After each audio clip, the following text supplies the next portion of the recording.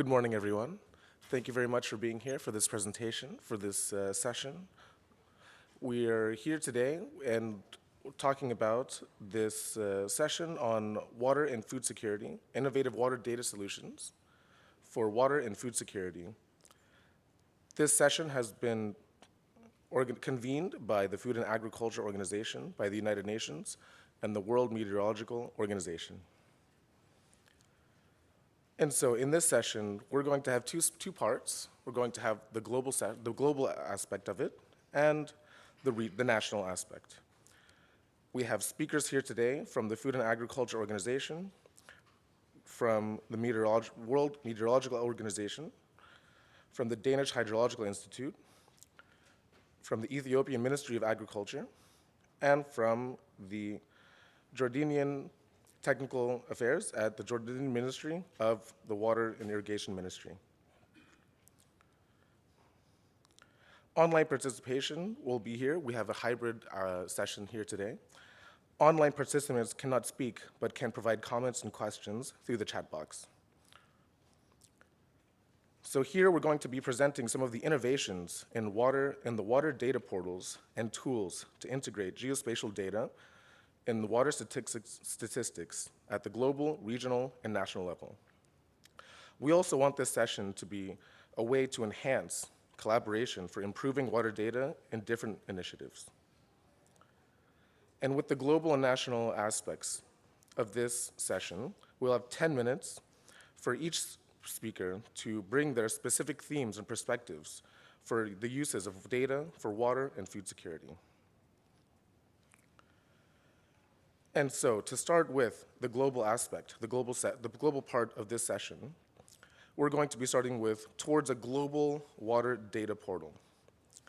And with this, my colleague Patricia will be introducing the first presentation.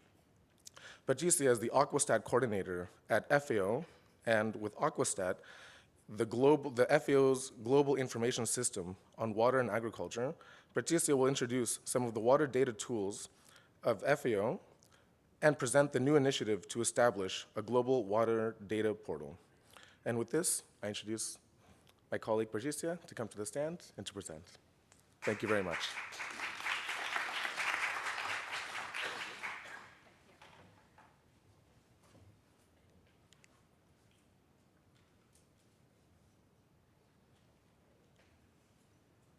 Yeah, so thank you very much, Omar, for the introduction, and it's a pleasure to be here to present to you, to introduce a new initiative which is led by FAO in collaboration with WMO, which is the establishment of a global water portal. This is a very new initiative. We are at the starting point, but we thought that the World Water Week will be a good scenario, a good platform also to get feedback from potential users of this global water portal. We are at the last day of the World Water Week, and I've been attending many sessions, and there are three points that I think had been raised in almost all the sessions. One is we need more data. The second is we need more integration, and the third is we need more action. And I think this global water portal is a platform and a tool that will facilitate these three key issues. So the idea of this global water data portal is to centralize all the relevant water data in one platform.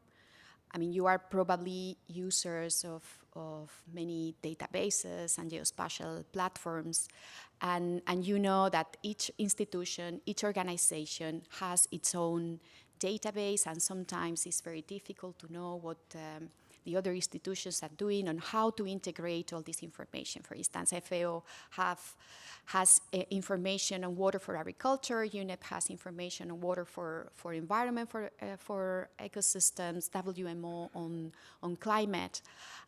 So we had the initiative of of creating this global water data portal to facilitate an integrated analysis of this data, to target, to also have a spatial contextualization of water data, so that will facilitate the targeting of actions and then an integrated analysis and visualization. This initiative was born under the Water and Climate Coalition, which is an initiative led by WMO. And under this initiative, FAO took the leadership to implement and to start implementation of the Global Water Data Portal. For the moment, we are three partners, FAO, but also the World Meteorological Organization and UNEP, but we hope that there will be other partners and other institutions that will join this initiative. As I said, we are at the starting point, and we hope that by the end of December 2025, we will be able to launch the platform. We establish or we frame this tool under the SDG 6 framework. I'm sure in all the sessions you have seen this graph many times. So with this data global platform, we hope to contribute to the global acceleration framework, and in particular to the cross-cutting issue on data and information. And if yesterday you attended, there was a session on for the presentation of the recommendations of the synthesis report of the SDG 6, the blueprint for acceleration, and data was also highlighted as one of the main areas in which we need to make an effort. We need to fill data gaps, and also to address this fragmentation of water data. Doesn't happen only at global level, but you know that also at national level, in almost all countries, water data is fragmented among very different institutions, and sometimes it's difficult to have an integrated view or a more comprehensive view of what is happening with water. And we know that if we want to address the challenges that are all interconnected, we need to have a good baseline information. FAO has also committed to establish this global water data portal under the Water Action Agenda.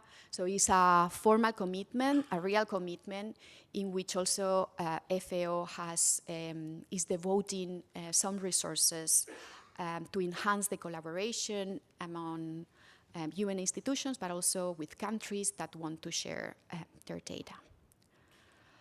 And what are the applications of the Global Water Portal?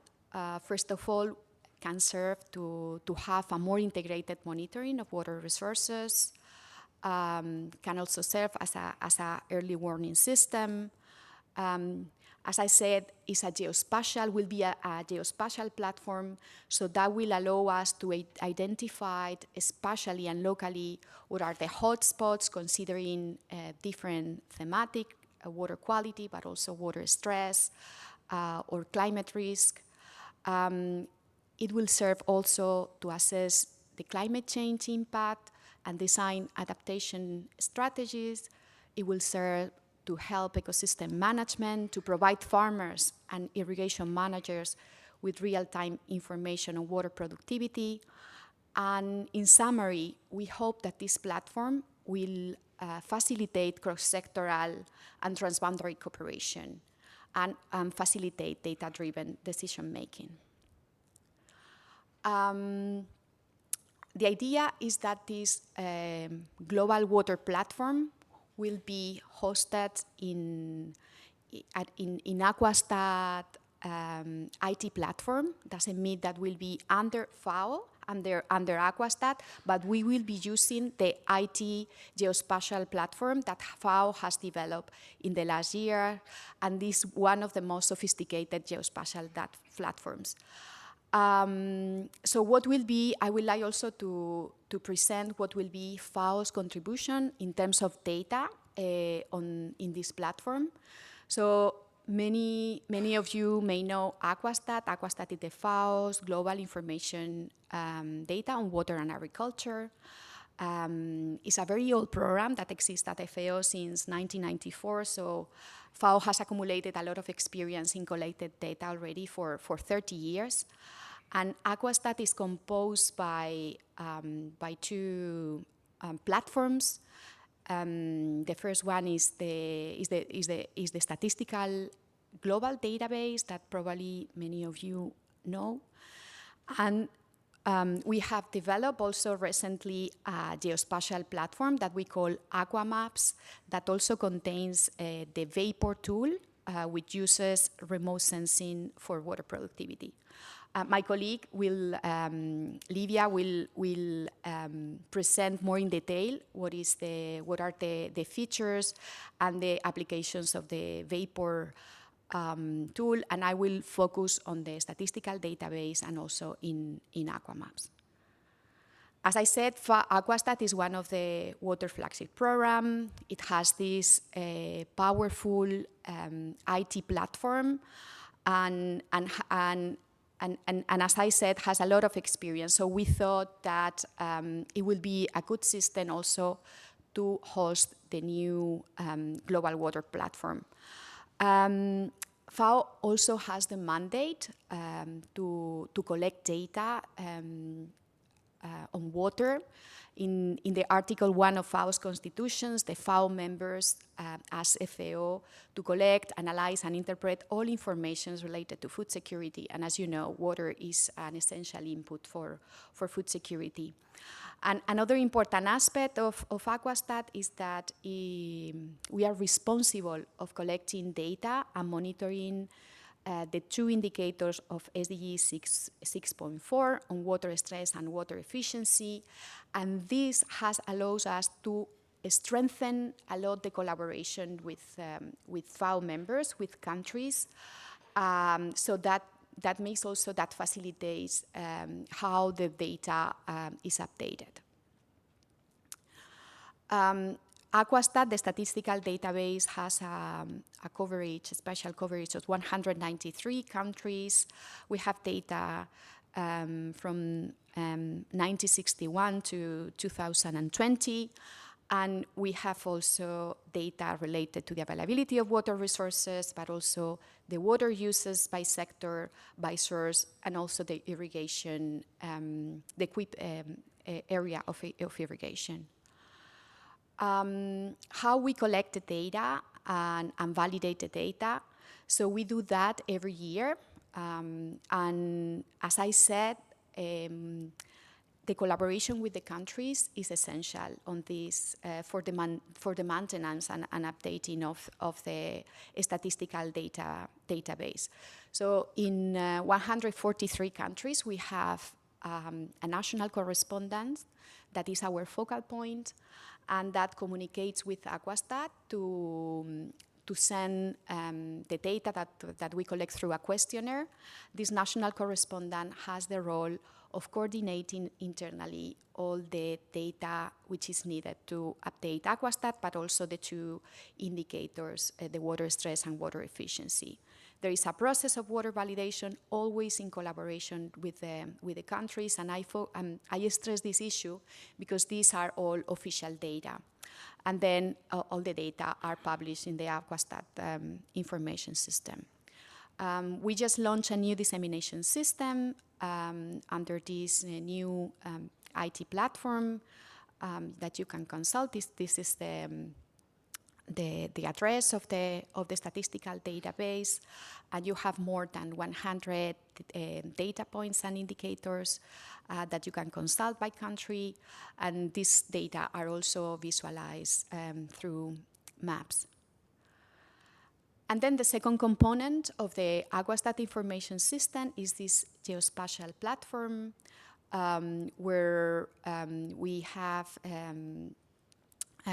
more information at a spatial level. So there is information on the water basins and also the irrigation areas, and some also analytical studies.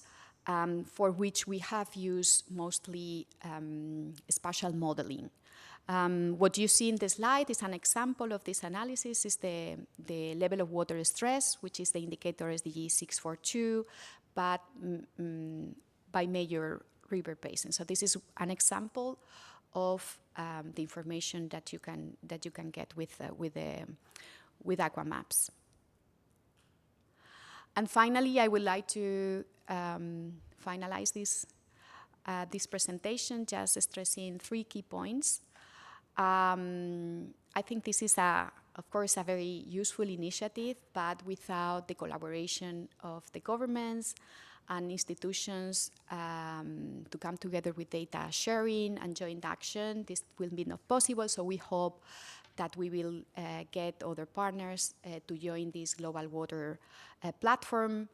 The idea is to integrate statistical information with non-conventional information such as geospatial or Google Earth, Earth observation, to understand better what are the water trends at the 3 levels, no? The local, the regional, and the global level. And then what we seek with this platform is to improve the targeting and the policy intervention, the innovation, the finance, the investment, and the institutional reform. And that's all from my side. Thank you very much for your attention.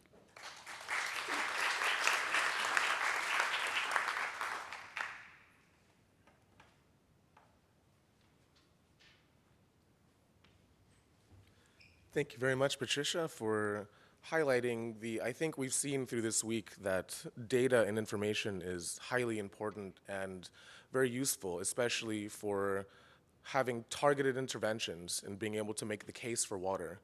And having this new integrated platform using geospatial, remote sensing, and also the baseline AQUASTAT statistics that we have will really be helping us moving forward to tackle these new challenges as we move forward.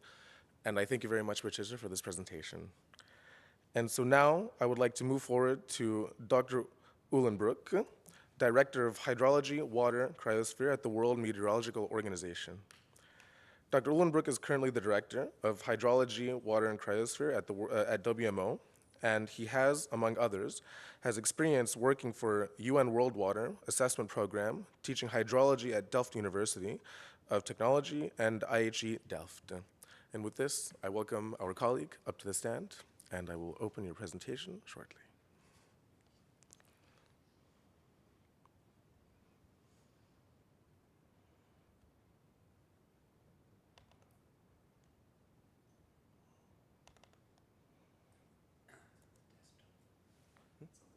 Is there? Okay. Okay. And so, this one.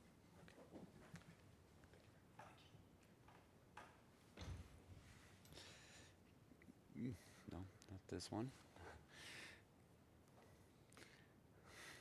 Too many slides open. Can we...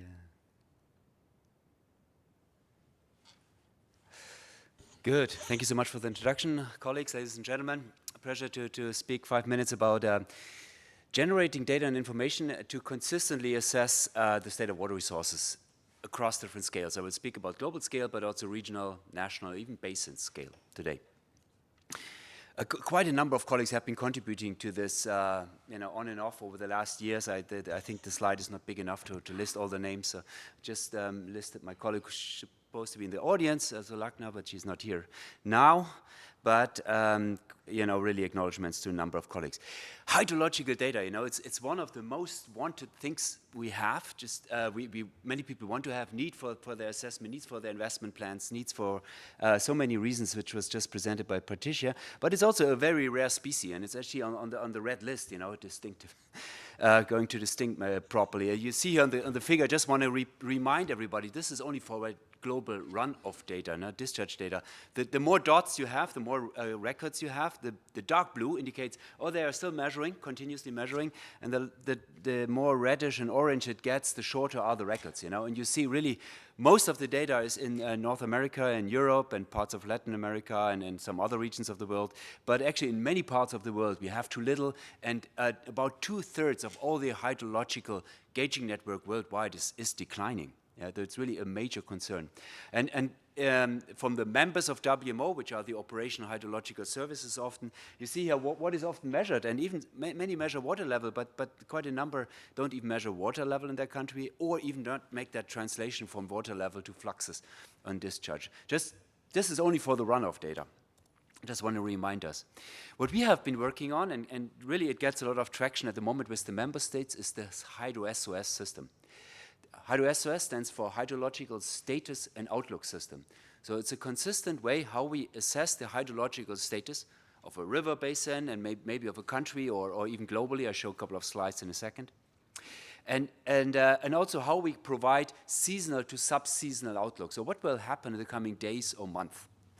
And we do that by integrating all the ground data that we can access, by integrating remote sensing data, whatever is available in a given country or in a global, as we will hear in the next presentation, I believe, or other weather data information that we can integrate. We put that in hydrological models or other web-based assessment tools, and then we report on that. And the advantage of that is that we have a globally consistent way to characterize hydrological systems, to support so many other decision making.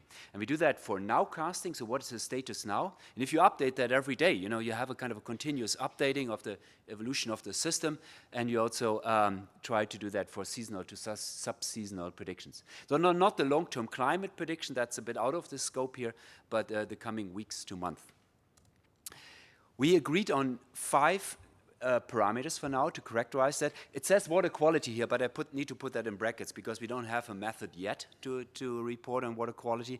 But we have a kind of an agreed method with our operational hydromet services for stream flow, for groundwater, soil moisture, snow water equivalent. And I show a couple of slides in a minute. And this is just a methodology. How do we assess that? Everybody knows in the room that sharing raw data of hydrological information is often not possible in a number of countries. So instead of sharing the discharge data, what we often do, we assess it, and then we share an assessment of it. So is it maybe red or green or orange or whatever you see in the slides below, in the next slides. That is politically much less sensitive and also contains information.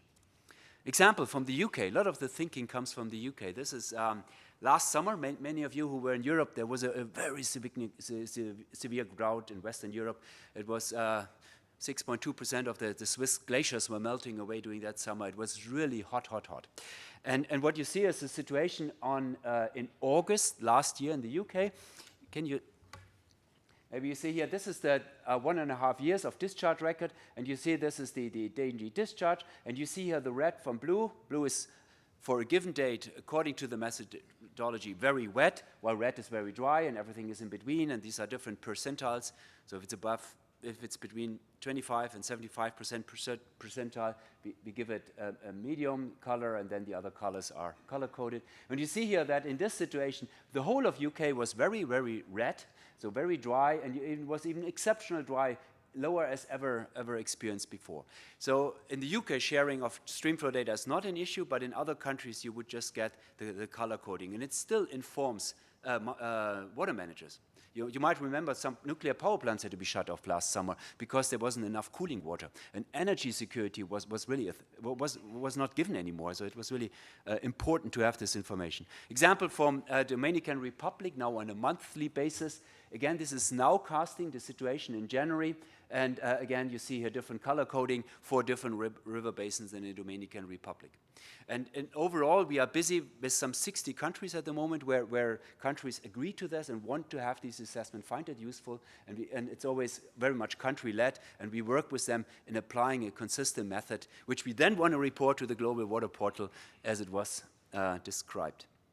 I could go on with examples. Now, because I only gave me 10 minutes, I move on to the last part of my talk, which is on a global analysis.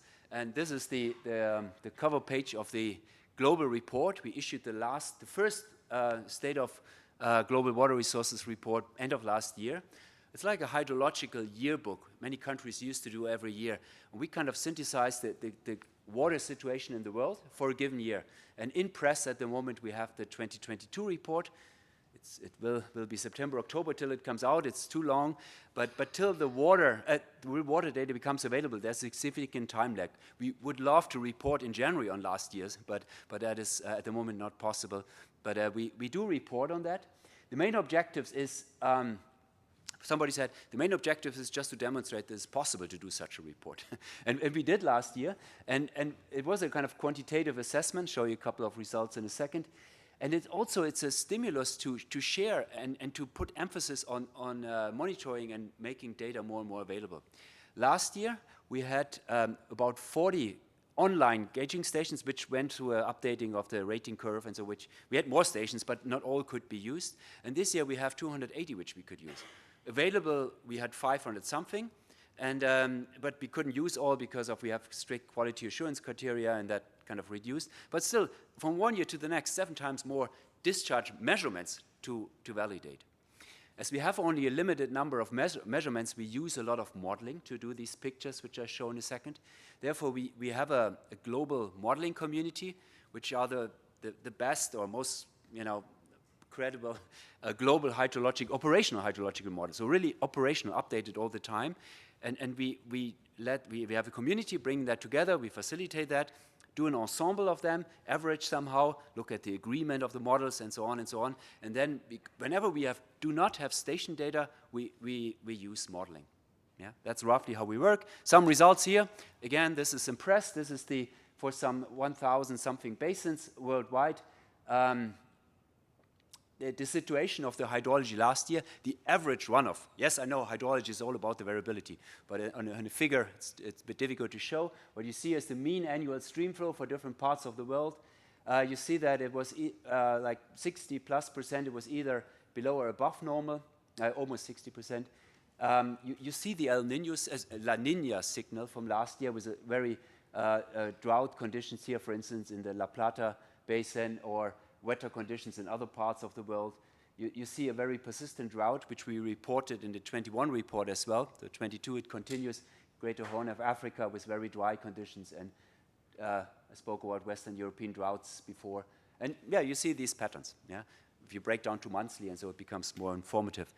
Others, we had, based on the collaboration with partners, we have the inflow into reservoirs. Again, color-coded, below or above, and you see the inflow in that year into reservoirs. And that is also a bit interesting, particularly if you have that over longer periods of time to inform water management. Or we have the global terrestrial storage. So it's water storage, which is the total change in the gravity pattern. And you compare the year of 2022 with a historic period. So we have data from 19 years before, and we compare 2022 with how was the other 19 years of data.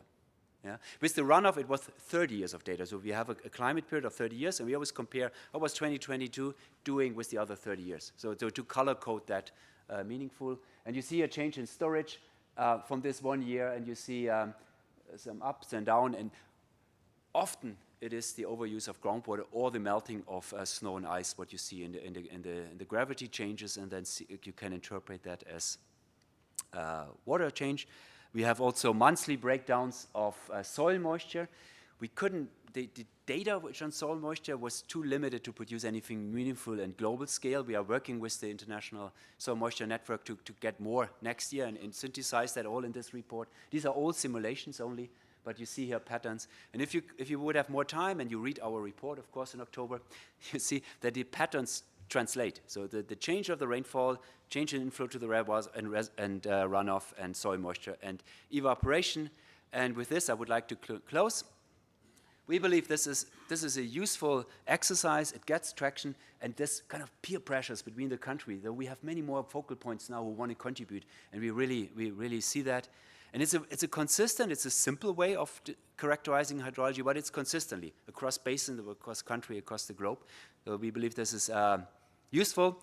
It helps us identifying hotspots, helps us, this is an independent way of getting agreement how much water we have. And in a lot of these intergovernmental disputes about water resources, first we have an agreement of how much is actually there and how does that compare to the last 30 years, So that is already a first step to get agreement on what we are arguing about. Thank you very much.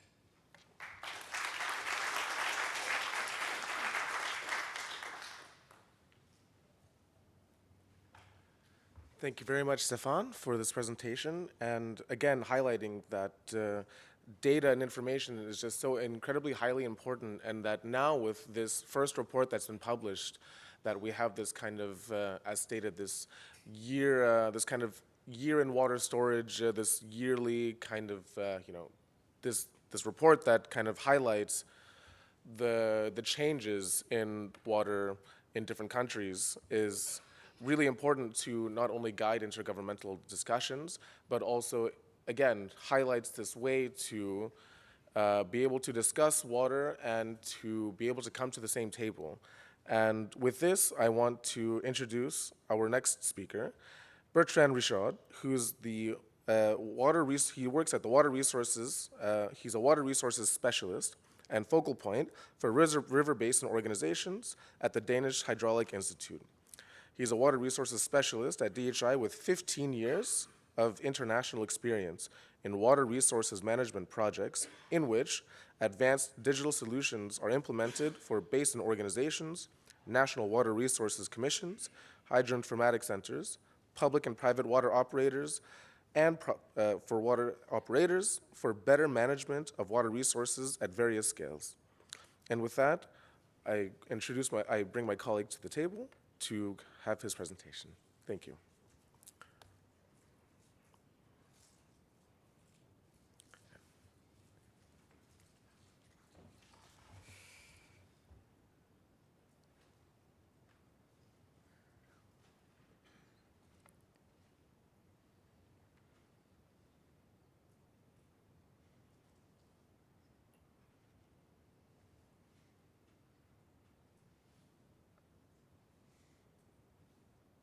Yes, great. Was cooperating. Hello, everyone. So my name is Bertrand Richaud, and I work for DHI. I'm a water resource specialist, as was mentioned. And today I'll talk about some of the work we've done about global hydrological data for water management at the global scale. And this links very much with the topic and the previous presentation. So maybe just a bit of context.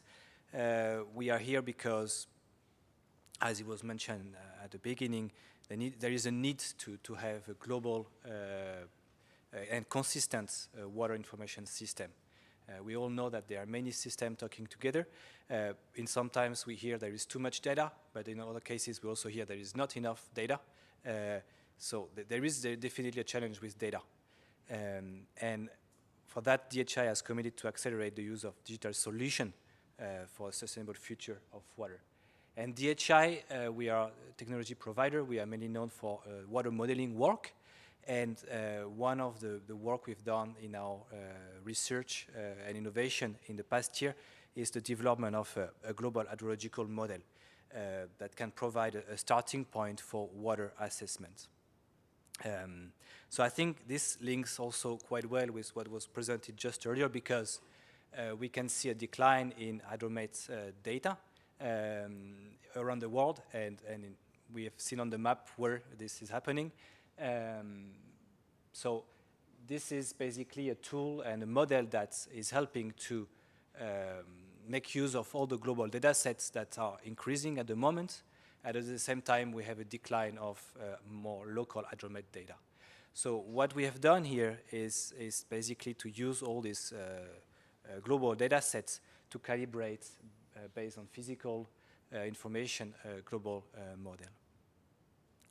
So this hydrological model can provide hydrological assessment for data scarce area, as mentioned. It's basically a basis for more local and detailed assessment. That's often the application of this model. We start from a global, but at the end we actually want to have a local assessment. So this is a starting point. And this can work as a kind of out-of-the-box assessment for regional assessment. So this model, and I won't go into too many details, but this is a gridded rainfall runoff model, which is almost global from minus 80 degrees to plus 80 degree latitude. And it has millions pixels Each pixel is about 11 kilometer by 11 kilometer. So this is the size of and the resolution of this global model, which can be then, in some cases, downscale if needed to a finer resolution. And the methodology behind this model is basically to go from global data sets, which are static data, but also can be operational data. It can work with weather forecast and seasonal forecast, for example, that will feed into two types of models. So first, there is a rainfall runoff model, which is distributed, and then all basically each pixel is then connected with a fast river router model, which then will route the water through the catchment. This will give then basically a typical type of output of an hydrological model. I won't go into detail, but runoff, overland flow, base flow, but also soil moisture, for example, could be the output. The model was designed to be an operational model, and this whole framework can be executed on the global scale within less than an hour. So basically, this system was designed also to be to serve as an operational service that can basically give estimate on historical data, but also give information about on the short-term seasonal forecast up to 9 months, for example, depending on basically the four things that I use into the model. This is also something I have mentioned. We have used a number of global data sets, and the approach was that we have those global data sets available, for example, when it comes to land use, soil type, topography, and so on. We have calibrated the model in regions where we have hydrological data. We have observation of discharge, and then using a regionalization approach, we have been able to extend the model to an area where we don't have those observations to do the calibration. And now I'll just give you a few examples of applications. One of a more standard application of such model is, as I mentioned, for detailed regional assessment. This was done in Kenya for a number of counties in the country, where we had to carry out water resources assessment for the impact of climate change. And the model was used as a starting point, and we applied climate change projection to estimate what is basically based on the runoff, what will be the water availability in the future based on various scenarios, climate change scenarios. Another application which I think is quite interesting, and I also want to highlight the flexibility of this model, is something we have taken with a number of partners, including UNEP, as part of a GPML. So it's an initiative for plastic pollution, where we are involved in, and we have basically taken this hydrological model and added a component that allows basically the transport of microplastic. As you know, you might know that there is actually a large amount of plastic that is carried out from land to the sea. So the idea is to be able to find out which are the hotspots using this model of where the transport of microplastic is happening along the rivers. This model can also be used in operational prediction mode to detect where hotspots might actually occur of microplastic. So this is a quite new application that we are doing with a number of partners as part of this GPML initiative. So maybe just a few points to conclude this. This type of model can be very useful for data scarce area, and I think you're all aware that this is actually this can serve, for example, a number of locations on the world. And this model can be used not only as such, but for a more detailed local assessment So this is kind of a starting point. And the flexibility of this model can also be, we can think of other type of application. I have shown here the transport of macroplastic, but we could use this type of model for also other type of application. Thank you, and I look forward to question later from the audience here or online. Yeah.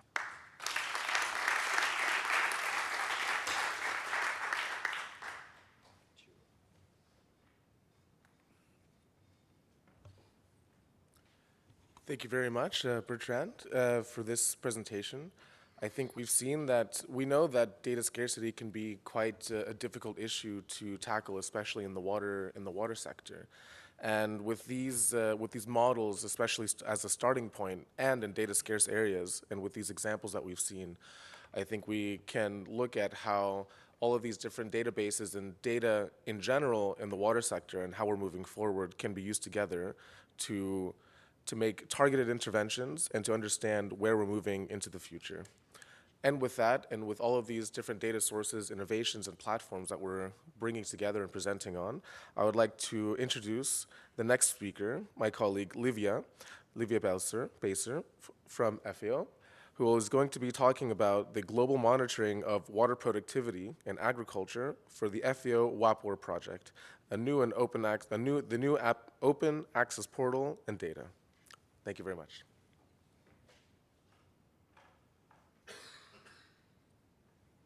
Thank you, Omar. Good morning, everybody. So, Olivia Pizer. I work in the Land and Water Division of FAO, and I will conclude this global part and start my presentation with very good news that I'm very happy to share with you. And this good news originates last year in the World Water Week last year in here, 1st of September. FAO, with the support of the government of the Netherlands, announced that the FAO WaPOR database would finally have the resources and to become global.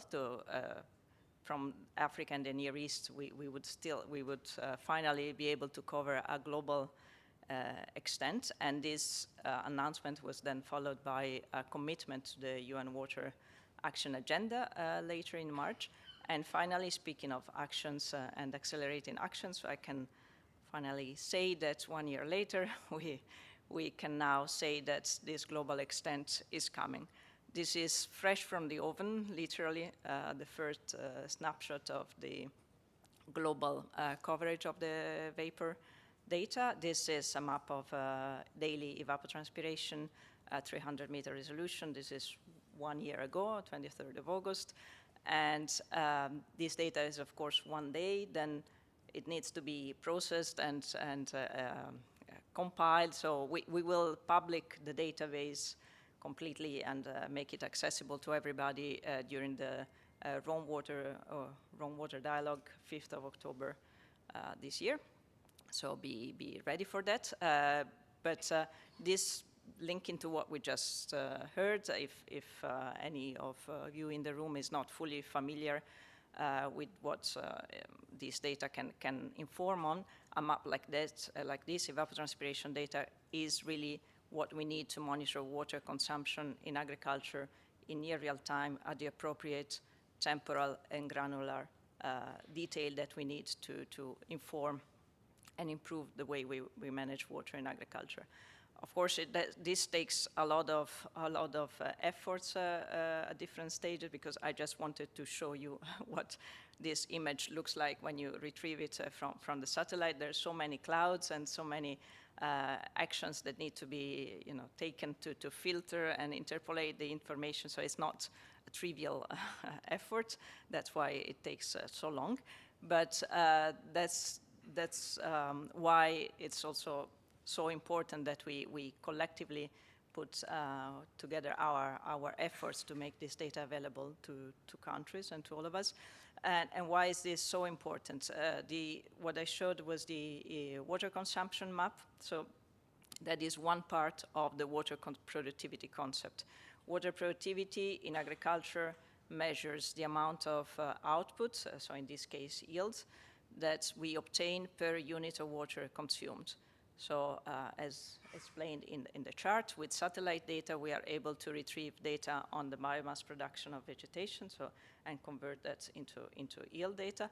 And on the other side, we can measure the water consumption. So we can really see how good we are doing in producing more food with less water, because that's what we need to be able to do in the future. We heard many times that agriculture, of course, is responsible for 70% of agriculture or freshwater withdrawals. We also heard that, unfortunately, there's still only, I think, 12% of the commitments in the UN Water Agenda are related to agriculture. So that is clear that we need to put more efforts into improving the way we use water in agriculture. And water productivity is the indicator that combines land productivity and water productivity, so water and food security. So we're very happy that now we can expand our actions to not only Africa and the Near East, but to the other important food producing areas. In addition to this global database, I also wanted to, I could speak very long about vapor, but it is also important to see how this is linked to this global water data initiative, global water data portal. So with the database, we are also improving the way the data is disseminated.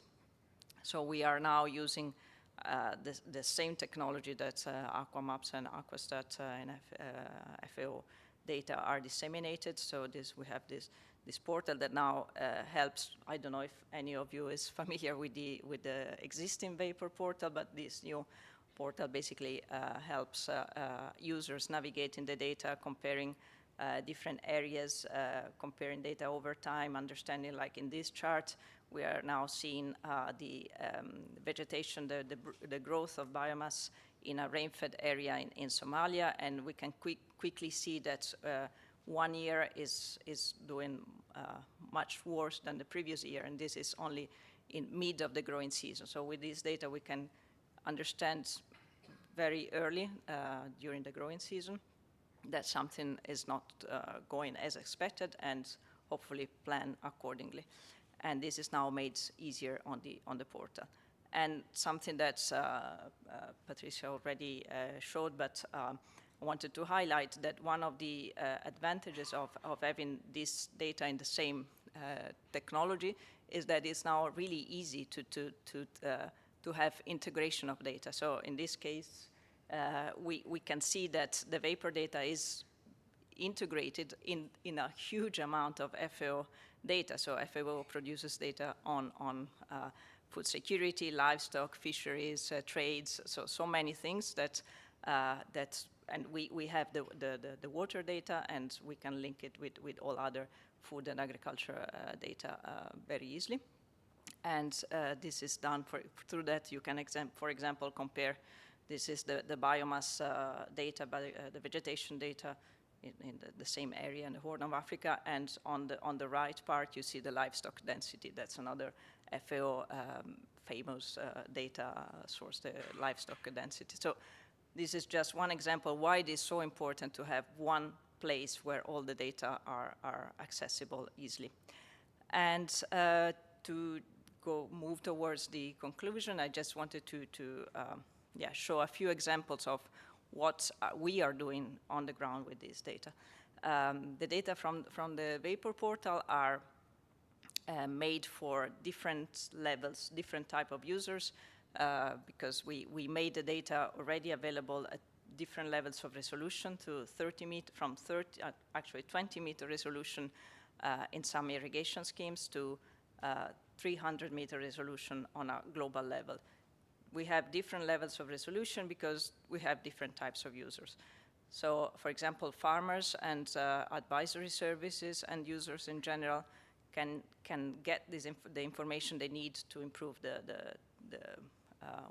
agricultural practices and water management at field level, while at irrigation scheme level or basin authority, the water consumption and water vapor data can be used to inform water allocation strategies. And on the top of the spectrum, let's say, the global and regional data can inform SDG indicators and broader targets for international cooperation. So I'll just go quickly through a few examples of this, of what is currently going on. We can start with one of the examples we like the best. This is the Jazeera irrigation system in Sudan. It's a huge irrigation system, the largest in sub-Saharan Africa. It's almost 1 million hectares. And that means that it's very difficult to monitor what happens on the ground every day and over such a big area.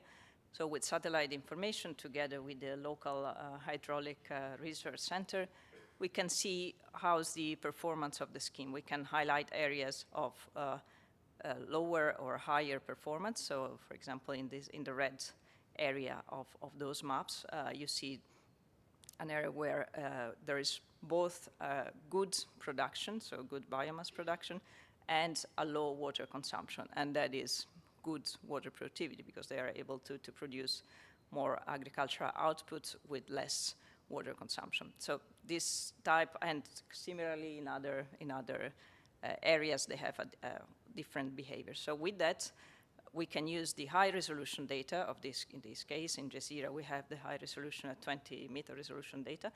We can really go to detail of the fields and see what is the pattern of water consumption of a given field, of a given crop, because in that case we also have crop information, which fields they grow cotton or wheat and so on, and really provide focused advice to farmers. But the last point is maybe the most important point, is discussing the results of the remote sensing based analysis with the farmers, who are really the decision makers on the ground. And this is what we also do in collaboration with local partners. This is the case of Sudan, but the project is active now in 12 countries where we implement similar activities. In some contexts, farmers are already using smartphone applications, so that makes it possible to have a different way of interacting with farmers. So the data from the WaPOR database is distributed through API, through standards that makes it possible to directly download, well, not even download, to access the data through the API and integrate it into existing, for example, smartphone application or other existing portals.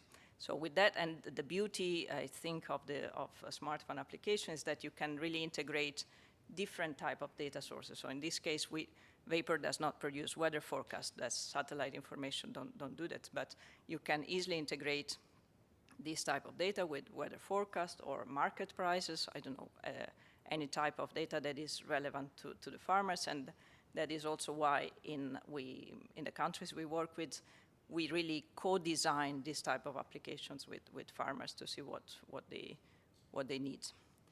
And yeah, just to conclude the examples, of course, the higher level or the broader, let's say, level that I mentioned is the informing policies, both at national, regional, or global level. So, for example, the recently approved guidelines for water allocation by the League of Arab States suggest the use of WaPOR data for improving allocation. There are countries that are using WaPOR data in their national, for example, Rwanda in the natural capital accounts, but we'll hear now from Ethiopia and Jordan how they think that WaPOR data is going to inform or is already informing their national policies. And of course, the SDG process. Now that the data is global, we're really going to see how this can be used to fill data gaps that many countries face when it comes to SDG 6 reporting. The last slide is about something that is also very important for us. How do we make sure that what we are doing is sustainable over time, and capacity development and knowledge sharing is the key for that. So everything we do is openly accessible, the data, the methodology, the codes. So there's a wiki page where you can see all the details of the methodology. There's a PyWaPOR Python implementation of the script so that you can recalculate your own vapor data and see if you want to do it differently, for example, changing some input data. There's online courses, tutorials, hackathons, and a catalog of vapor application that shows what is being done in countries with this data. And that's it, but I will leave the presentation on because our moderator needs it for next step. Thank you.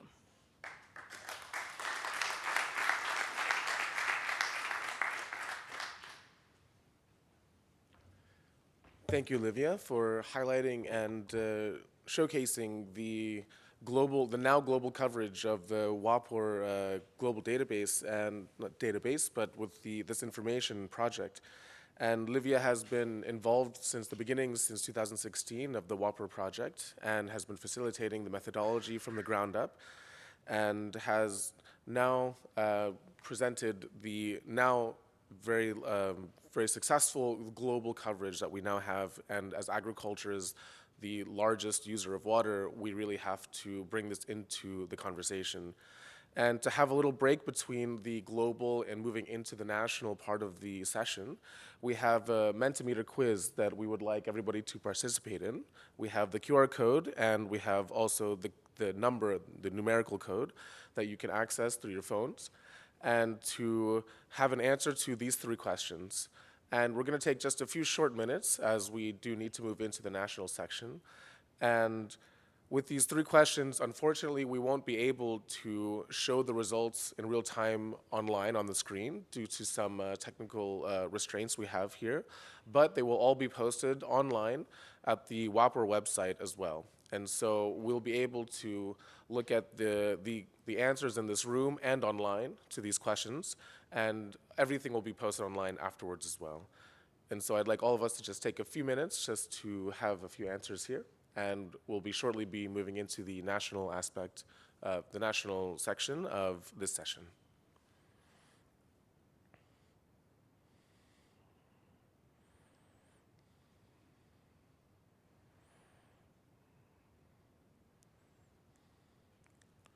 And while we're taking just very few minutes, short minutes to answer these questions, very quickly, if anybody has any feedback just at a glance of these 3 questions and would like to share with the group, please raise your hand. We have the microphone here, and it's open to the floor just while we're waiting for the next presentation to be coming.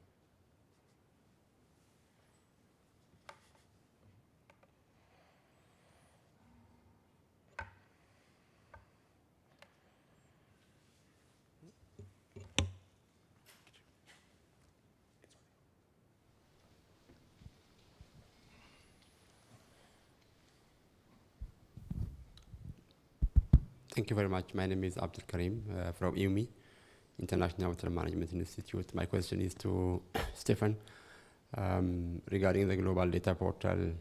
Very interesting idea, obviously. Probably goes along with the thinking of like having this global data or knowledge as global public good, definitely. But the question is, what kind of applications or decisions at what level do we have in mind?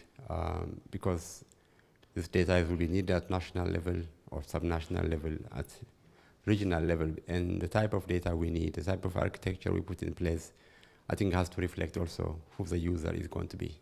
So really, what is the thinking behind who's going to make the use and the data, and then for what kind of decisions? Given the interesting approaches for example, synthesizing the runoff data, streamflow data, for example, very creative. I just want to really have that kind of picture. Otherwise, very interesting initiative.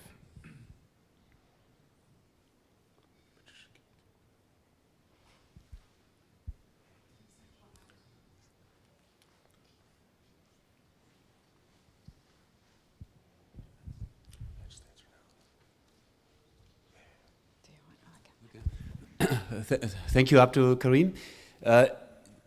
each of these hydro SOS implementations are with countries or river basins, so it's really depending on the national hydrometeorological services or the national hydrological bureau or whatever it is in each country, and then design based on what they have already, and really don't kind of impose a global model for everyone, but impose these kind of ways to characterize the hydrology, and then take it from there. But really, and then the database, and it's really building on existing. So I don't think it's useful from if we in Geneva are sitting and then tell the world, use this now.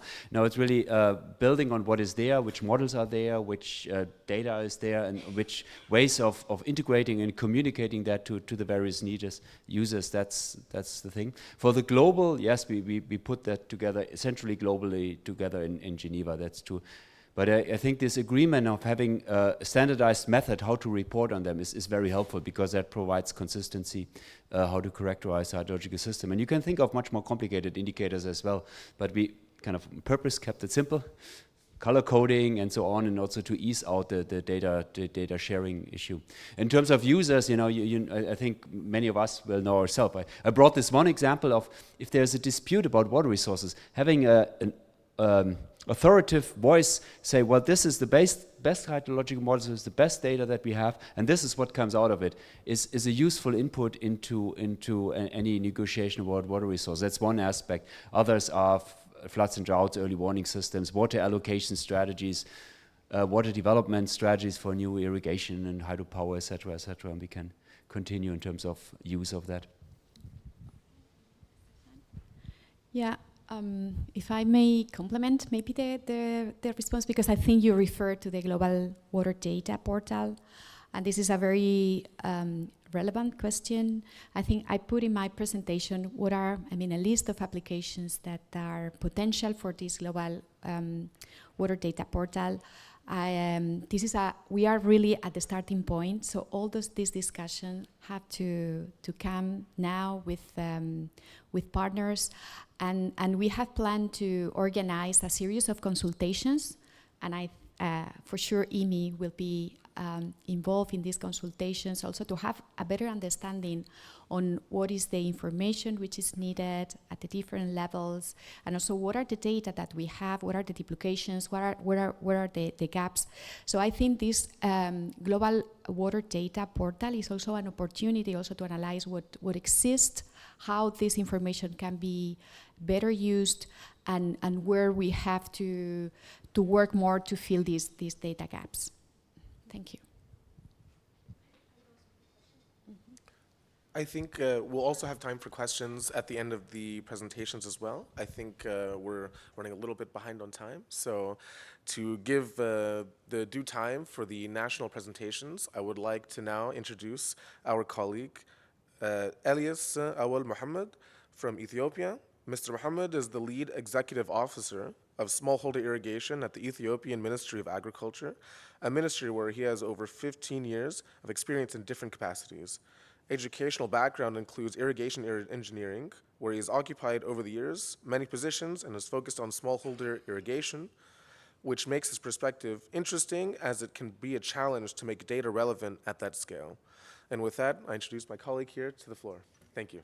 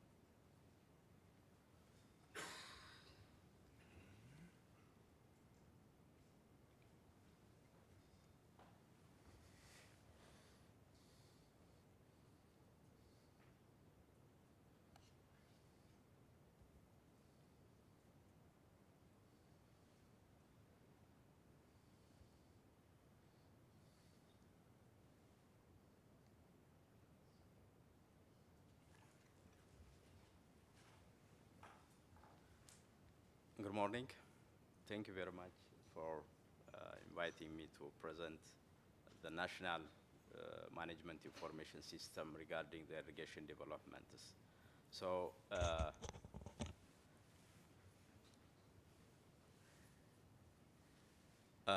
directly go to the presentation. Adapt to the FAO. We are working closely with FAO to develop these MIS systems.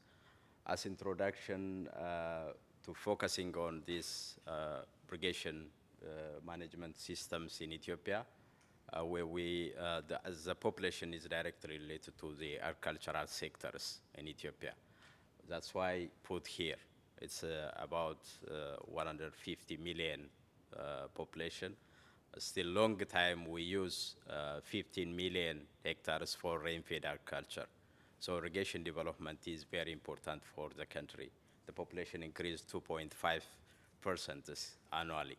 So that still we are irrigated not more than 15% of the total irrigation, the potential we have 7 million, not more than 7 million hectares. So still need to develop or working on agriculture sector is very important one. So the issues raised to develop this MIS system is more on the water management and operation and management aspects is very critical or due attention at national level. And also this both the infrastructure development of irrigation and also the water management aspects should be guided by the information decisions. That's why we deal on the information systems at national levels. So there is a gap at national level, especially on irrigated areas and also the agricultural water withdrawals and use is unknown still at national level, and also the performances like irrigation efficiency, the water productivity, we lack as that aspect. Also, the contribution of the irrigation developments for the GDP also is not known well. We know the agricultural sector, the GDP contribution, but we don't know the exact of the contribution of irrigation development at national level. When I go to the MIS systems, this is developed together with FAO. Technically and financially, they are supporting the national government with the request of the national governments. So we set 6 indicators in the MIS systems. The first one is the agricultural water use. It has the source of water and irrigation performances in that indicators. The second one is the socio-economic aspects of, especially on the water user associations, the gender roles in irrigation development, and also the water distribution it have in these aspects. The third one is the irrigated crops. There is a discrepancy of the information on these areas. So we indicated here in the system is the area coverage by crops, and the production aspect is also included here. The irrigated area, still a fluctuation of irrigated area information is at national level. So the equipped irrigation schemes and also the actual irrigation, also the seasonal harvested area is very important for national levels. That's why we deal on that aspects. Also the environment, we included the environment and health aspects, especially on the salinity aspects. Now the Ethiopian government pushing to develop the wheat, the irrigated wheats, especially in the lowland areas. So dealing with the salinity aspect is very important one. So included this aspect is also. The last one is a cost and institutional aspects. So the objective of developing these management information systems at national level is to get consistent information at national level, and also to monitor the performance and status of the irrigated systems. Also, timely planning of the irrigation development is very important one and indicated in the objectives. So we followed different hierarchies of while developing this MIS system is defining the national indicators first, then the variables, defining the variables, and also develop the architectural aspects together with FAO, and also the collection formats, data collection formats, and the guidelines to train the end users or the experts at the grassroots levels to collect the data. And we define the roles and responsibilities of each partners in Ethiopia at the national level, each ministries. Also, we have National Agricultural Water Management Task Force, so support this development of MI systems at national level. So for decision makers, we also engage the higher officials at national level. So this is the ministries at national level involving in irrigation developments. The Minister of Agriculture, the Minister of Irrigation and Lowland, the newly established ministries in Ethiopia, also the Minister of Water and Energy, part of these systems and working together to develop this MI system. So these stakeholders are well engaged in the process of development of these MI systems. And the challenges now, we face some formats or incompleteness of some modules are have in the system, so that we are dealing to improve that one. So working with a WaPOR project is very important for us to know also the water productivity. We link the system with a WaPOR product so that we can get the water productivity aspects, especially the rainfall, the reference evapotranspiration, and the likes. So for the next step, we'll be working together with WaPOR project to improve these systems, to adapt any new ideas in the system. Also, we are working closely with international water management to use the products that they developed.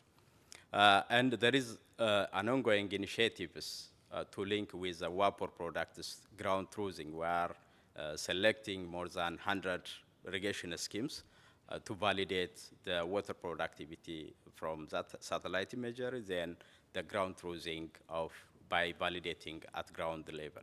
So we are working also with the university to upgrade these systems. So this is all about the MI system, what we lack at national level, and developing this one to use at national level. So this is all about, thank you. This is a website to, you can access the sites. Thank you very much.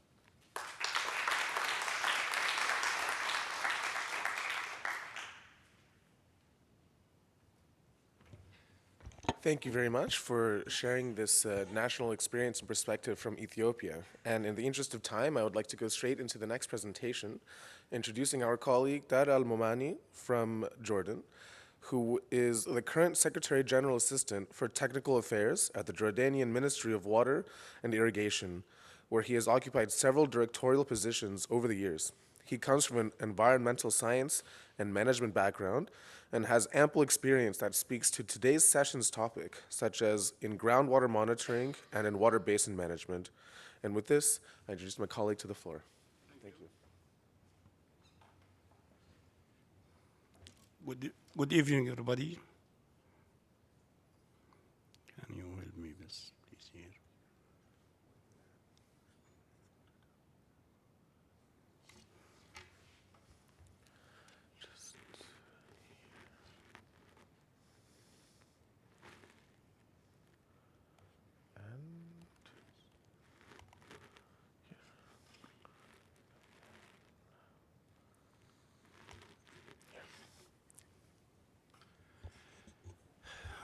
Hello, everybody. I don't know if 10 minutes is enough. We can speak more, but we will try to do our best. Water information system in Jordan. The experience of water budget and opportunity for integrated remote sensing data. I don't know if most of you, they know Jordan. Jordan is in a country in the Middle East. Total area around 90,000 square kilometer with a population around 11 million, half of them refugees from neighboring country. And because of that, we have a lot of pressure in our water resources, and our limited water resources exist in Jordan. Water information system, it's organize and manage water resources and the quality data, provide user access to data, provide tool for analysis, use of data, provide data documentation, provide tool to create a digital national water master plan, and a data need for any decision support system.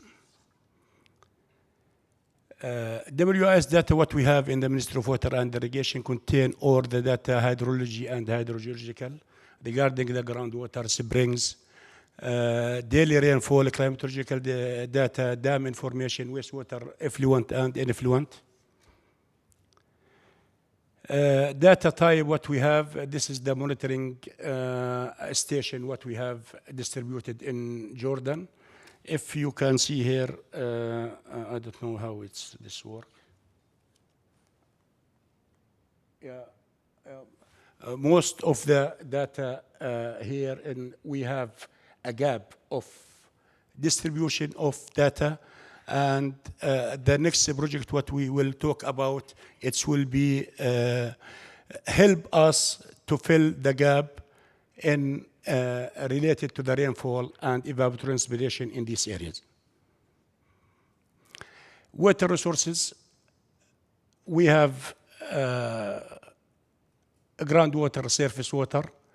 The safe yield for the groundwater is around 418 million cubic meter. But what we used is more than this. It's around, last year, it was 659 million cubic meter over abstraction from the groundwater in Jordan. But I am not sure also if this number is true, because in some area we lack some data, and maybe I hope through the WaPOR project we can find amount of water abstracted from the real farms in eastern and in some location in Jordan. Water use resources 2029, it's most of the budget, it's totally budget is around 1 billion cubic meter for all uses, domestic, agriculture, industry, tourism, and everything. WaPOR phase 2 project. Its duration is 5 years, supported from government of Netherlands with international partner IWMI, UNESCO, IHE, and the FAO during next 5 years. Country sharing this share this project: Algeria, Colombia, Egypt, Ethiopia, Iraq, Jordan, Palestine, Kenya, Mali, Mozambique, Pakistan, Sudan, and Tunisia. The output of this project, it will be a continuation and expansion of WaPOR database. The development, it's the voice is clear, I don't know.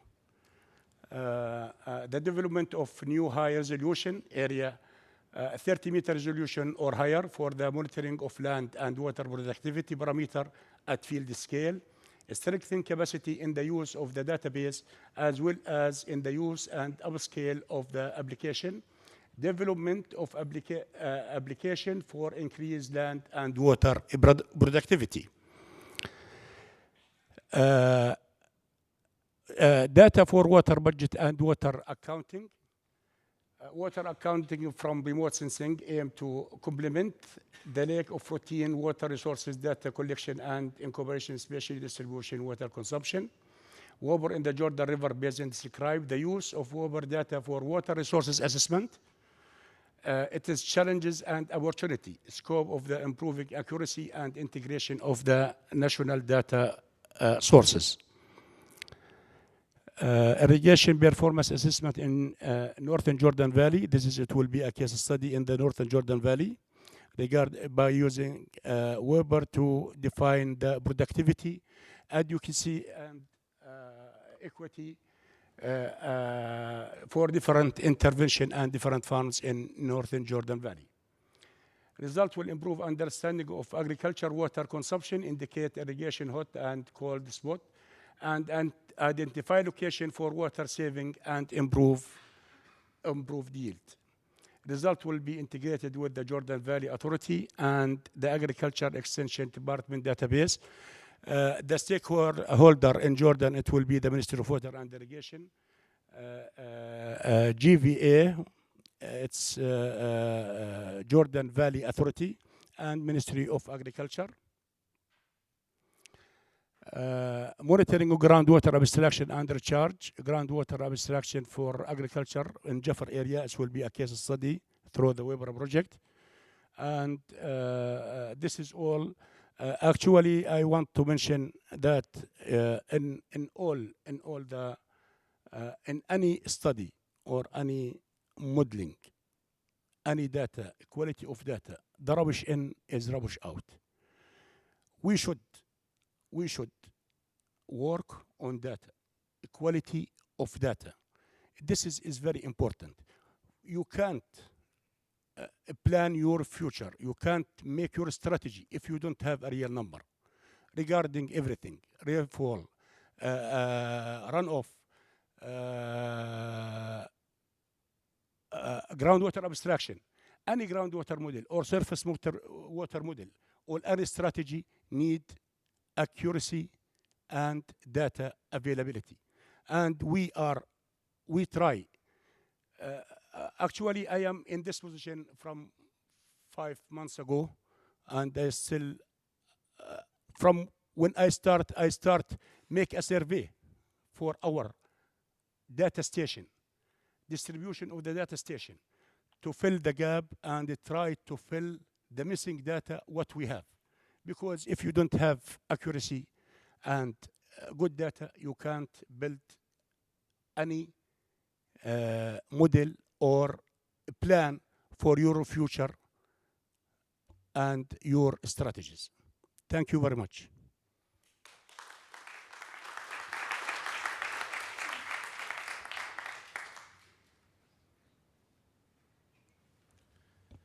Thank you very much for sharing the WaPOR applications in Jordan and another national perspective and experience of how we can be and need to be utilizing these global databases, information systems, and platforms to inform targeted interventions, and also highlighting the gaps that still exist and how we can address them.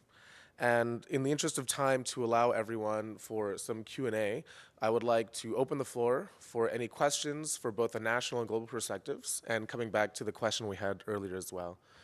And so please, if you could pass the microphone.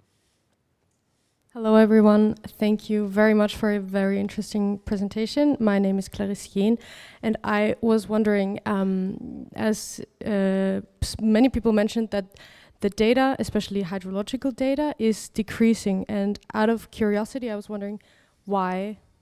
Why is the data decreasing? And maybe specifically for the WMO, what do you see in the future? Should we base our models on projections?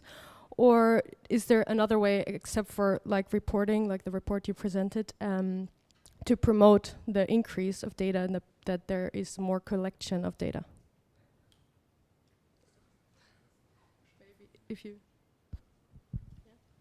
Yes, I'm David Agungbome, a PhD student at Deaf University of Technology.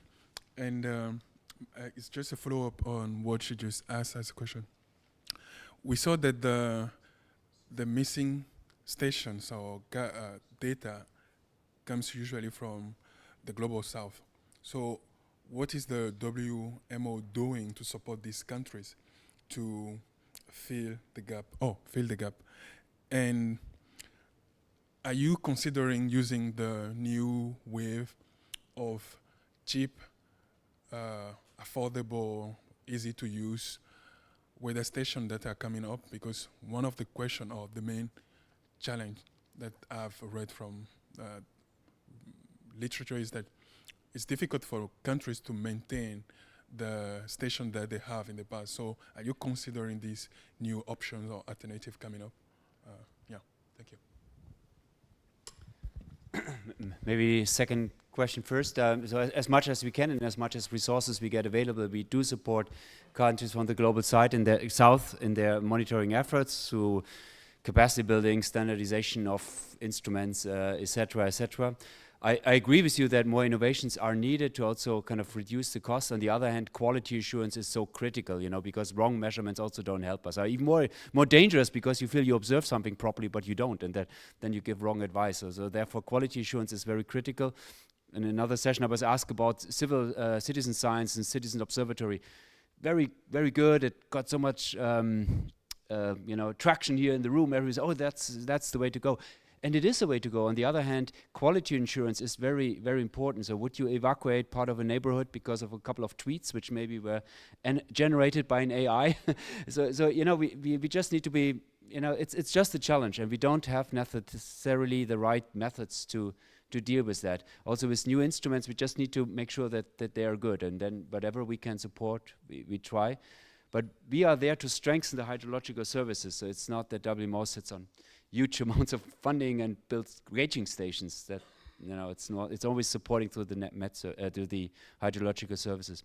And on your question, you know, many of us were at the water conference, I believe. One of the most interesting, there were many interesting things, and I have a biased view, but the Water Policy Group, they asked the water ministers of the world, what do you consider as the most interesting and important, and what do you expect as to aid your decision-making process? And there was a couple of things, and I used to go to conference, governance is a big issue, so we need better structures and that, and it's true. But what scored number one is more data and innovation. That's what the water ministers said. And 92 water ministers answered, and they were well distributed geographically, not northern dominated. And they said, no, we need more science and data and really the technical things, very surprisingly. That came out very clearly in that survey. And also what they also said, and was also scored highest on the demand of the water ministers, now I answer your question, took a moment. We need better scenarios, standardized ways of what in my country happens in the future, not necessarily these colorful global pictures. They need really scenarios for what happens in their country. That was strongly demanded, really with national focus. So more science and innovation and data and technology and that, but really geared towards aiding decision-making processes at country level. So therefore, yes, is the answer to your question. And just before moving back into the room for more Q&A, I'm also going to have one question just from online, from Lindsay Higgins for WaPOR. So this will be for Livia. How far back will the time series go for WaPOR? Thank you. So currently the data on vapor goes back to 2009. But it's always a challenge to use new satellites while keeping a historical time series. So, well, I'll just keep it short. Now it's 2009, but in the future, if we use new satellites, it will likely move to 2018 or a little bit earlier. So, but yeah, they can write to the vapor email and get all the details. Thank you very much. Just picking up on the note on making data more available from locally.